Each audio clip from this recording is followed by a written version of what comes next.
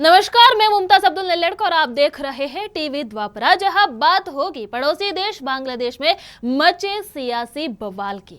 शेख हसीना बांग्लादेश की लोकतांत्रिक नेता जिन्होंने 16 साल तक सत्ता संभाली, आज अपने ही देश में शरणार्थी बन चुकी है। एक तानाशाही अंतरिम सरकार जिसने सत्ता पर कब्जा किया है, भारत को राजनयिक नोट भेजकर हसीना को सौंपने की मांग कर रही है। लेकिन क्या भारत इस मांग को मान लेगा? क्या भारत अपने सिद्धांतों और दोस्ती की नीति को ताक पर रखकर शेख हसीना को उस सरकार के हाथों सौंप देगा जिसने लोकतंत्र की धज्जियां उड़ाई है? इस बीच बांग्लादेश भारत से चावल और अन्य जरूरी चीजों की मांग कर रहा है।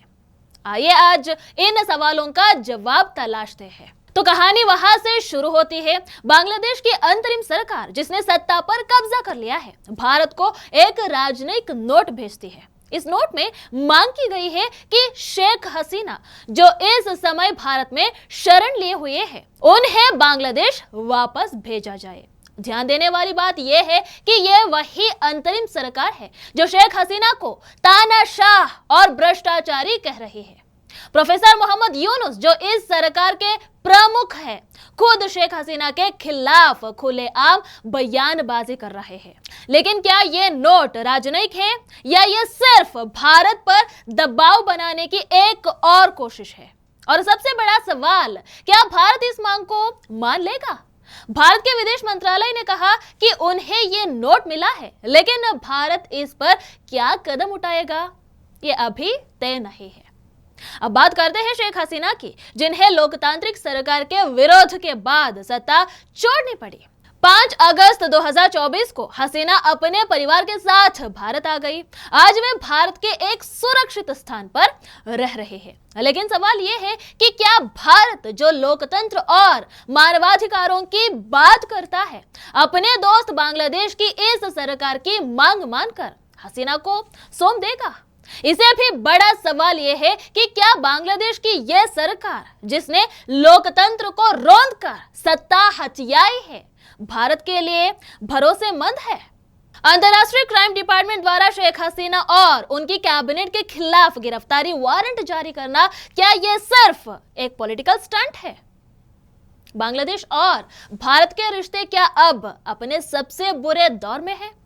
भारत ने हमेशा बांग्लादेश की मदद की है, चाहे वो आजादी के संघर्ष में समर्थन हो या आर्थिक संकट के दौरान सहायता। लेकिन अब यही बांग्लादेश भारत पर दबाव बना रहा है। बांग्लादेश ने भारत से 50,000 टन चावल मांगे हैं।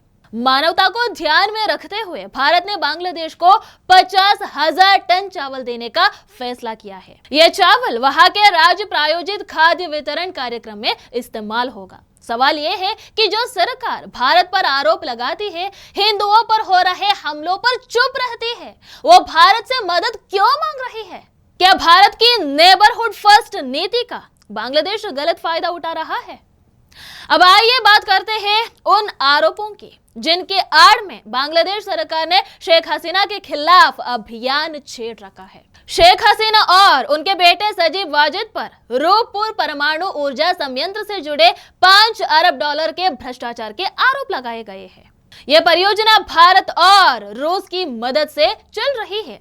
क्या ये आरोप सिर्फ हसीना की छवि खराब करने के लिए है या इसके पीछे कोई और साजिश है? इस बीच अंतरिम सरकार खुद क्या कर रही है? ना तो इनके पास कोई ठोस एजेंडा है, ना ही उन्होंने अल्पसंख्यकों पर हो रहे हमलों को रोकने के लिए कदम उठाए हैं। क्या यह सब ध्यान भटकाने की कोशिश है? बांग्लादेश जो भारत पर राजनीतिक आरोप लगाता है, उसे भारत से चावल मांग रहा है। लेकिन सवाल यह है कि क्या भारत को यह मदद देनी चाहिए? क्या यह वही बांग्लादेश नहीं है जो हिंदुओं पर हो रहे हमलों पर चुप रहता है? क्या यह वही बांग्लादेश नहीं है जिसने हाल ही में भारत के खिलाफ कठोर बयान दिए? भारत ने चावल देने का फैसला कर लिया है, लेकिन यह मदद भारत के हितों पर कितना भारी पड़ेगी, ये देखना बाकी है। बांग्लादेश की अंतरिम सरकार का असली चेहरा यह है कि उसने आज तक अल्पसंख्यकों पर हो रहे हमलों को रोकने के लिए कुछ नहीं किया। हिंदुओं के धार्मिक स्थलों पर हमले हो रहे हैं। भारत बार बार इस मुद्दे को उठाता रहा है, लेकिन कोई सुनवाई नहीं हुई। क्या ऐसी सरकार को शेख हसीना जैसे नेता को सौंपना उचित होगा? क्या भारत को इस मुद्दे पर और सख्ती नहीं दिखानी चाहिए? तो सवाल यही है, भारत और बांग्लादेश के रिश्तों का भविष्य क्या होगा? क्या भारत को बांग्लादेश की सरकार की बात माननी चाहिए, जो खुद सत्ता पर कब्जा कर चुकी है? क्या भारत को अपनी उदारता दिखानी चाहिए या सख्ती से बांग्लादेश को यह संदेश देना चाहिए कि दोस्ती का मतलब कमजोरी नहीं है? भारत ने हमेशा अपने पड़ोसियों की मदद की है, लेकिन इस बार दांव पर सिर्फ मदद नहीं बल्कि हमारे सिद्धांत हैं। फैसला आने वाले समय में होगा। तब तक देखते रहिए टीवी द्वापरा। धन्यवाद।